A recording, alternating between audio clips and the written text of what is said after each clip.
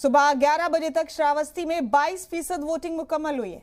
वहीं बाराबंकी में 18.44%, गोंडा में 22.10%, चित्रकूट में 25.69%, सुल्तानपुर में 22.27%, बहराइच में 22.9%, कौशाम्बी में 25.05%, अमेठी में 21.52%, अयोध्या में 24.60% और बाराबंकी में 18.61%।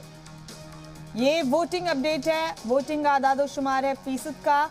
सुबह 11 बजे तक 12 अजला की 61 सीटों पर वोट डाले जा रहे हैं और उन्हीं अजला का आदादोशुमार आपको दे रहे हैं हम सुबह 11 बजे तक।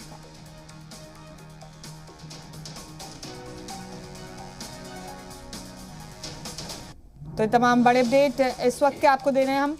ये तमाम अजला का वोटिंग फीसद है जो आप अपनी टीवी स्क्रीन पर देख रहे हैं। श्रावस्ती में 23.17%, सुल्तानपुर में 22.48%, बाराबंकी में 18.44% और सुल्तानपुर में 22.27%।